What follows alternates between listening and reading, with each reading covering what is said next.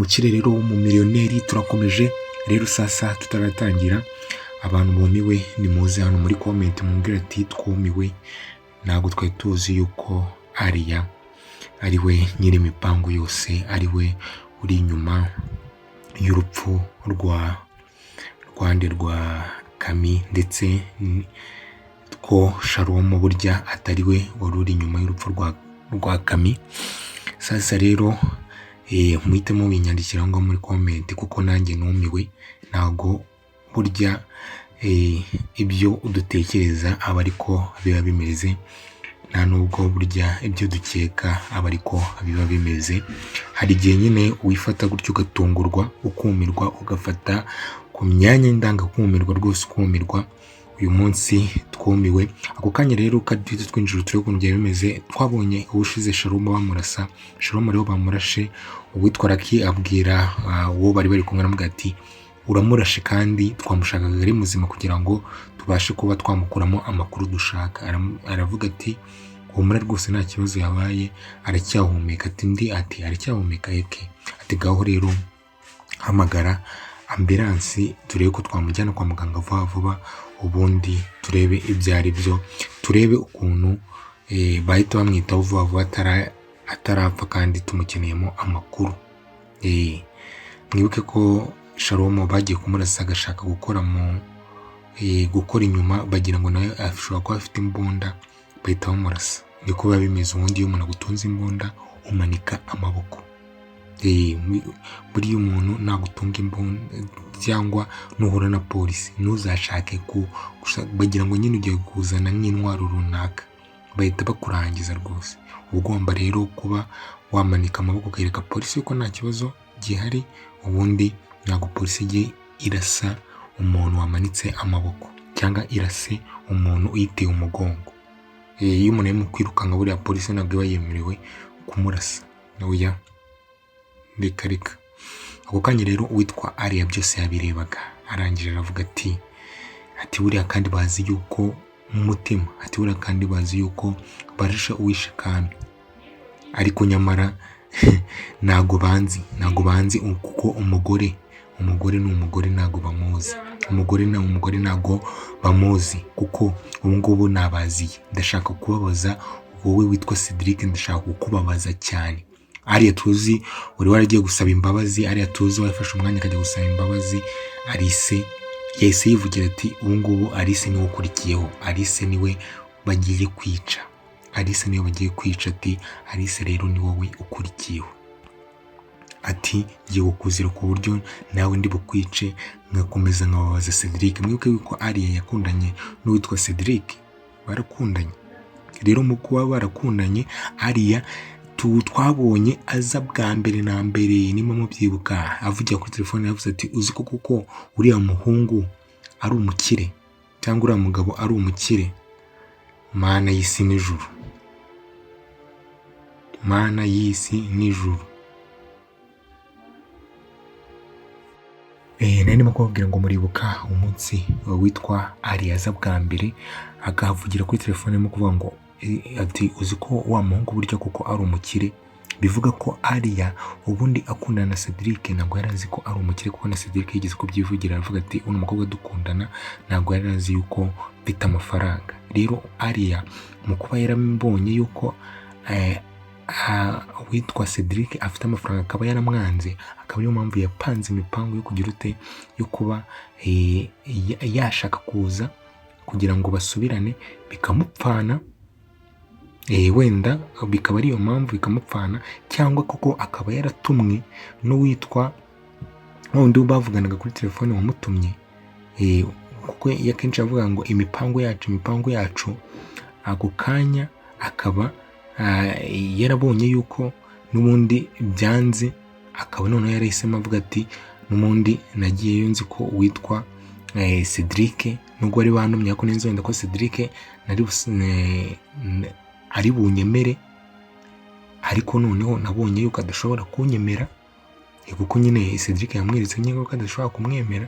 Nabonye yuko Cedric adashobora kunyemera, bityo reka noneho nangire mu babazi.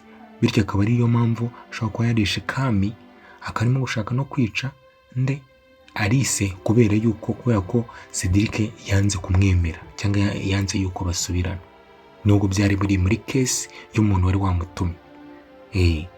Ese Ari yarangije aravuga ati ni wowe Alice, ni wowe ukurikiyeho. Alice yagiye gusaba imbabazi ejo bundi ati ni wowe ukurikiyeho, ni wowe ngomba kwica, ahita amuvana mu nzira. Ako kanya ahita arangije avugira, ahita gufata telefone, ahita hamagara ati kamamagara abasore banjye. Ubwo ni ukuvuga ngo ni abasore n'ubundi yatumye kwica Kami, ati kamahamagare. Ati rero arangije avuga kuri telefone ati rero basore, ndagira ngo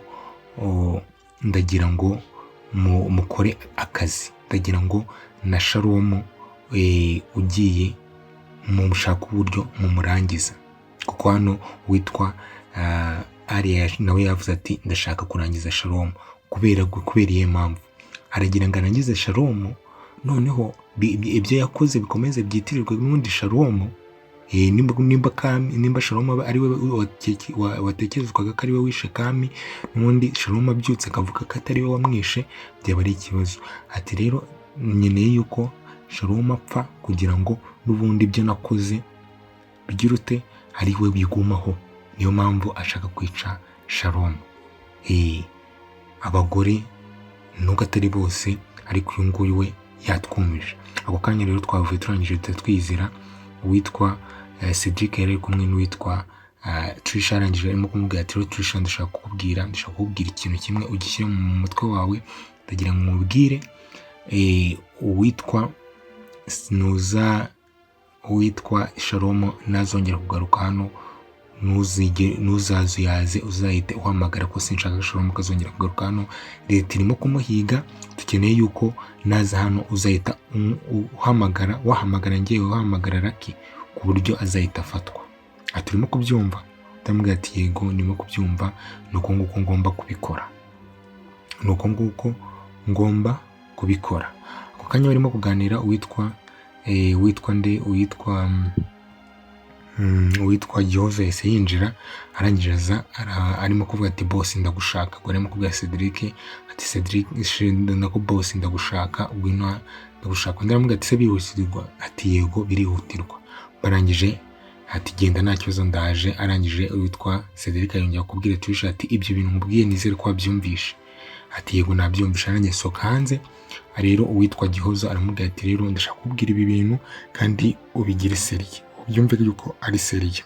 Witwa ati mbwira nta kibazo. Ati nizeye ko atari ya magambo yawe. Ati ibi ntabwo ari amagambo yanjye. Ati wakizera yuko nabonye papa ari kumwe na Sharomu mu rugo.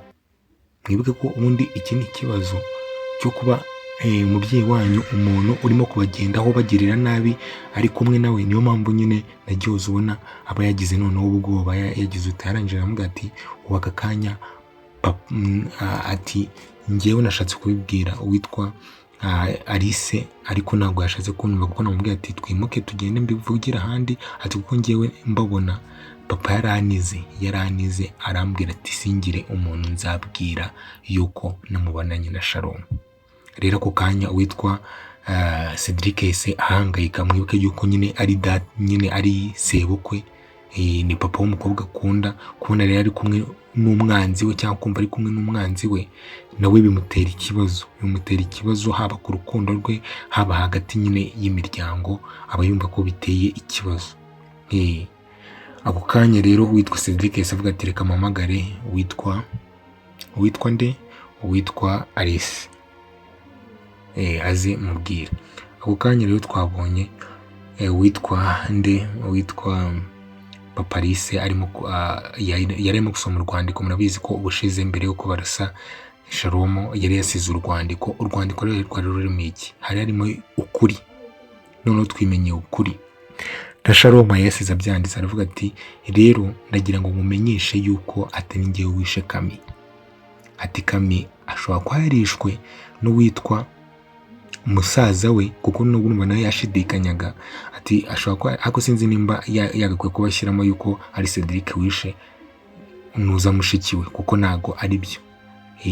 Ahubwo ashobora kuba yarabyitwaje kugira ngo nyine akomeza ateranye, ariko n'ubundi nawe twamaze kumenya ko atari we wishe Kami. Gusa mu rwandiko yaranditsemo ati ashobora kuba yaramwishe kugira ngo akomeze noneho ashyireho kesi y'ubwicanyi, kugira ngo noneho bazamige banyice, aho kugira ngo bamige bamfunge nyine, kuko urumva ubundi iyo uri umwicanyi, iyo uzanye ibintu byinshi nka kuriya nyine byagenze, bashobora kuvuga ngo ati umuntu nawe agiye kutwica, ati reka nawe tumurase. Wabyumvishe? Niyo mpamvu rero yavuze ati bashobora kuba baranshyizeho kesi y'uko nishe umuntu kugira ngo nanjye kugira ngo bamfunge banyica.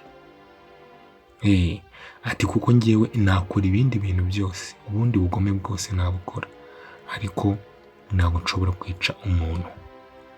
Wabyumvishe? Witwa Shalom yavuze yuko nawe twanabyibonye, yavuze ati ngiye nshobora gukora ibindi bintu byose, biriya bugome bwose yakoraga, biriya bintu byose, ati ariko ngiye sinshobora kwica umuntu. Kandi koko birashoboka. Ngubu ku ruhande rwa Shalom ntabwo navuga ko ari we uri inyuma y'urupfu rwa Kami.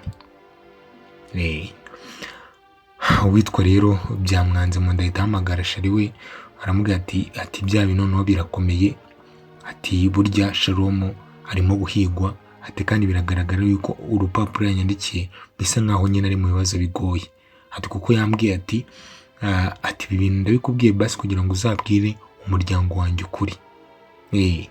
Rero hano nk'umubyeyi n'ubundi cyangwa ikintu agomba gukora, agomba kubanza gutabara nyine umwana wa nyine famiye zabo n'inshuti. Ibintu hano nubwo nawe atarizera abana be neza, ariko nawe ibyo arimo gukora hano n'undi mubyeyi wese yabikora. Kumva umwana aragutabaje, arimo kukwereka ko ari mu bibazo, kandi umwana w'inshuti yawe, rero atitaye wenda ku bindi bintu bibi, umwana ari mu bibazo. Niyo mpamvu yahamagaye umugore we, aramubwira ati umwana nyamara ari mu bibazo, nubwo turimo kubikirensa, ariko uko yanyandikiye rwose biragaragara yuko ari mu bibazo, kandi ibibazo bimwe bikomeye cyane. Rero sinzi icyo uyu mupapa agiye gukora, ariko nk'umubyeyi n'ubundi agomba kugira ikintu akora kugira ngo Shalom adahura n'ibibazo nyine birenze. Ako kanya twese twibonera uwitwa Alice ari kumwe na Dani, musaza we, barimo kwifotoza, ari utuntu twishi bameze neza. Dani usibye n'ibyo nshaka, bari bamaze iminsi ngo batavugana ibintu nk'ibyo, ariko hano uwitwa Dani yamubwiye ati rero ndagira ngo nkubwire Alice, ati aka kanya papa wacu ashobora kuba ari mu ruhande rwa Shalom. Ati kubera iki? Ati ngewe mperutse kumubwira ejo bundi, mubwira ngo Shalom ndatekereza yuko ashobora kuba ari we wishe Kami, mubwira yuko n'ubugenzacyaha ari we aribwo burimo kumukurikirana ibintu nk'ibyo ngibyo, ariko mbona papa we ntabwo abyizeye, ntabwo yizeye. Birasa nkaho ari ku ruhande rwa Shalom, kuko yarambwiye ati muribuka yuko papa yamubwiye ati ese ibi bintu rero biri mu iperereza, ntabwo wahita ushinja umuntu ibyaha. Kandi kuko twamaze kumenya yuko uwitwa Shalom ko atari we wishe Kami. Ibyo ngibyo twamaze kubimenya. Ibindi wenda yaba yakurikiranyweho byo kunyereza, ishaka kunyereza kampani, it's okay, gushaka gushimuta no kugira iki, ariko ntabwo ari we wishe Kami.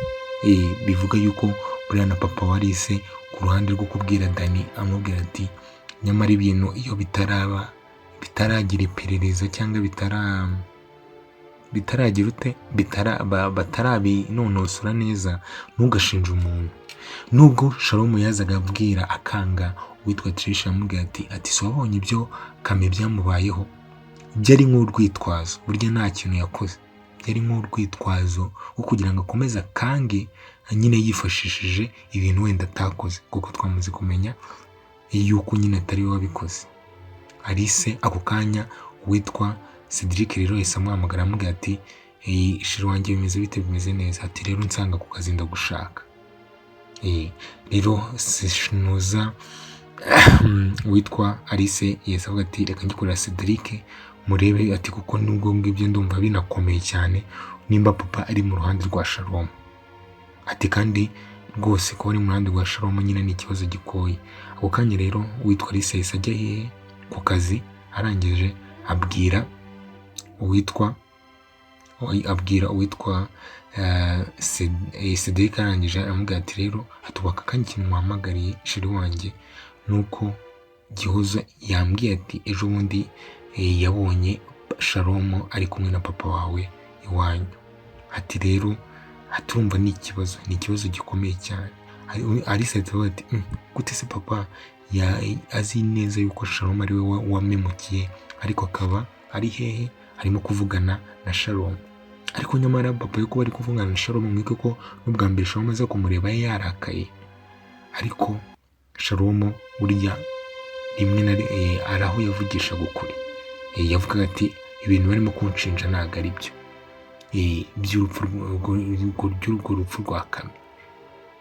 Ariko yavuga ati niko iki se Shalom papa yaba ari kumwe na Shalom wayi kubera iki papa yaba ari kumwe na Shalom nibyo Alice yibazaga. Twiki papa yaba ari kumwe na Shalom. Ako kanya ntago ibyo byose babivugaga batazi yuko Shalom yarashwe. Batazi yuko Shalom yarashwe.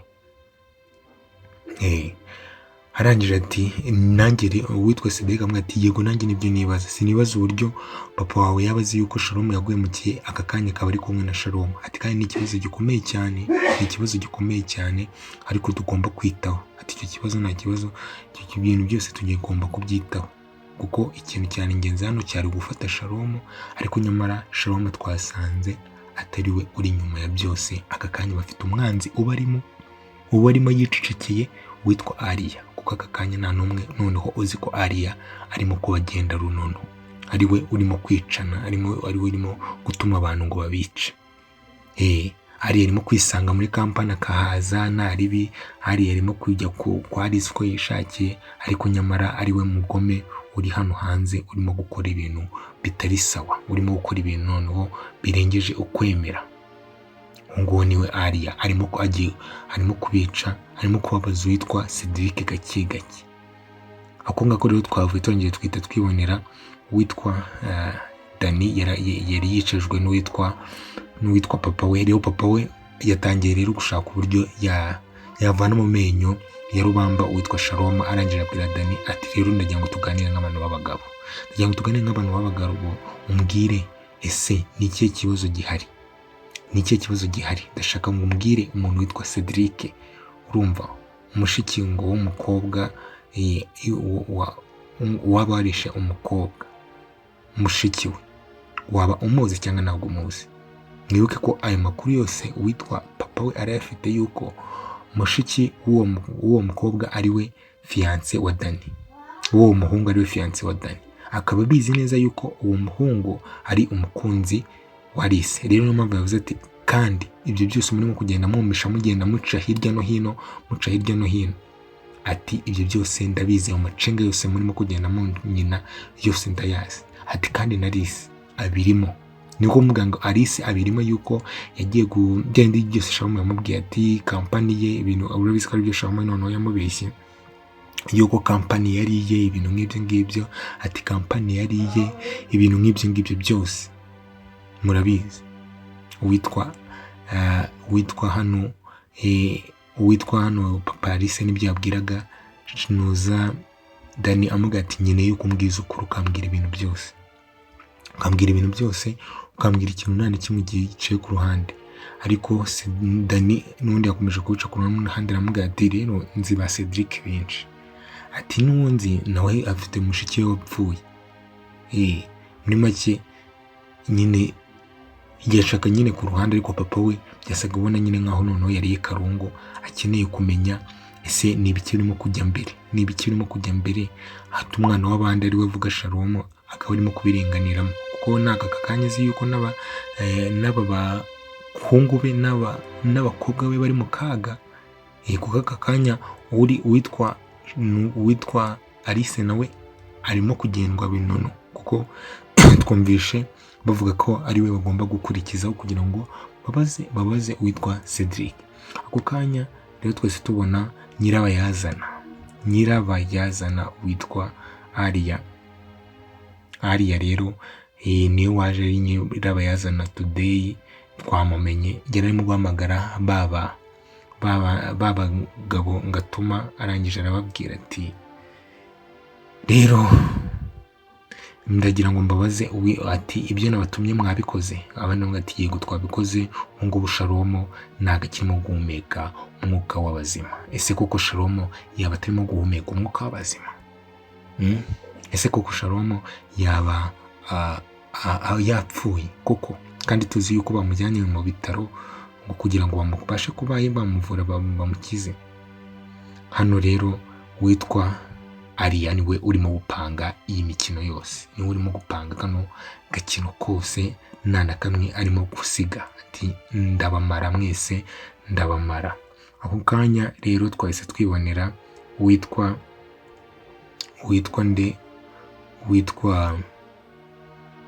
twese twibonera witwa Lucky aza kureba witwa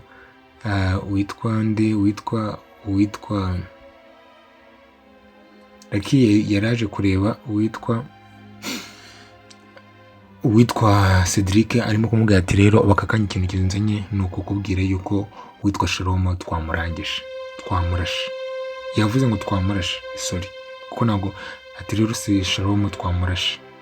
Ese Shalomo kuko yaba yarashwe agapfa, yaba atagize ute? Reka twongere dukurikirane, ariko Aria we abarimo twamubonye, niwe urimo gupanga ibintu byose, niwe urimo gukora bino bintu byose.